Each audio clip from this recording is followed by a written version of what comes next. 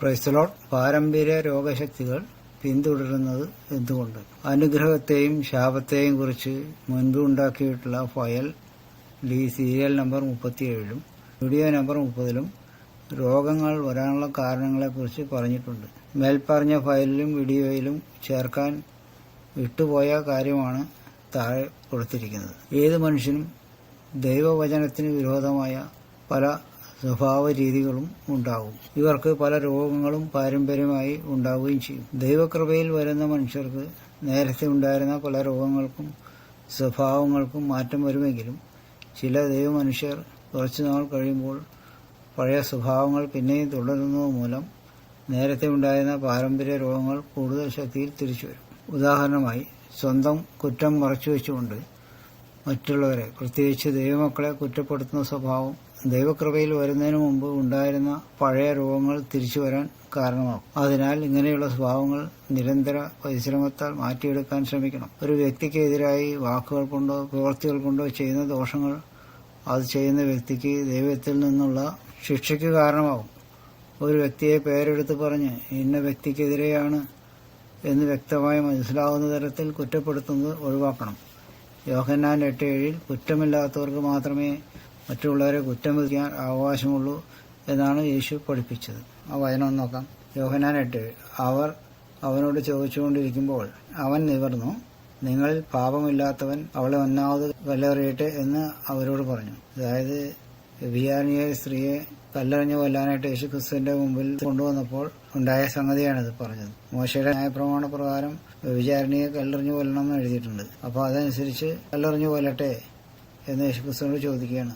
അപ്പോൾ യേശുക്രിസ്തു പറയുന്നത്, നിങ്ങളിൽ പാപമില്ലാത്തവൻ അവളെ ഒന്നാമത് കല്ലെറിയട്ടെ. അവരെല്ലാവരും പാപികളാണ്. അതുകൊണ്ട് അവർക്ക് അവളെ കുറ്റം ചുമത്താൻ യാതൊരു യോഗ്യതയുമില്ല. അവൾക്ക് മാത്രമായിട്ട് പാപം ചെയ്യാൻ പറ്റില്ലല്ലോ. ആ കൊണ്ടുവന്നവരും ഇതൊക്കെ ചെയ്ത ആൾക്കാരാണ്. അപ്പൊ അങ്ങനെ വന്നപ്പോൾ ഒരു കുറ്റബോധം കൊണ്ട് അവർക്ക് മാറിപ്പോകേണ്ടതായിട്ട് വന്നു എന്നാണ് ഈ തുടർന്നുള്ള വചനങ്ങളിൽ പറയുന്നത്.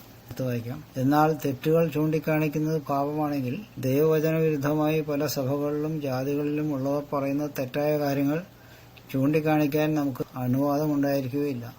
ഒരു സമൂഹമോ വ്യക്തിയോ ദൈവവചന വിരുദ്ധമായി സംസാരിക്കുന്നതോ പ്രവർത്തിക്കുന്നതോ സൗമ്യതയുടെ ആത്മാവിൽ ചൂണ്ടിക്കാണിക്കുന്നത് തെറ്റല്ല. ഗലാത്യർ 6:1 എന്ന് വായിക്കാം.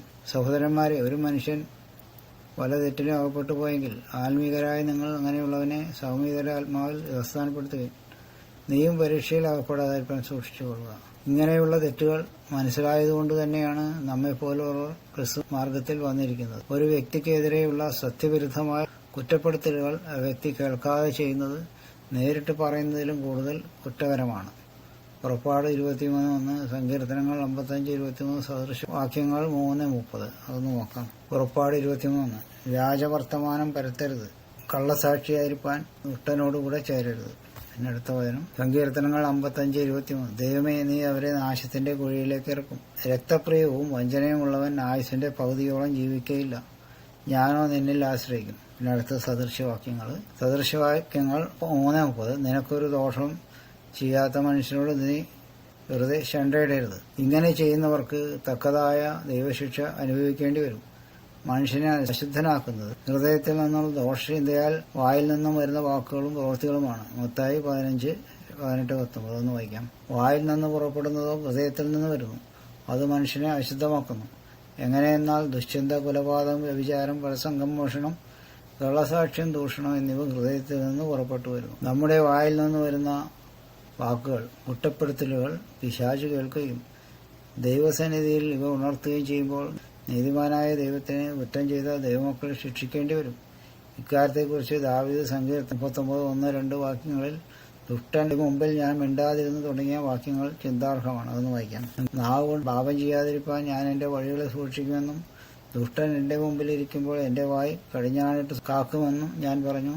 ഞാൻ ഉരിയാടാതെ മൗനമായിരുന്നു, നന്മയെ ഗണ്യമാക്കാതെ മൗനമായിരുന്നു, എന്റെ സങ്കടം പൊങ്ങി വന്നു.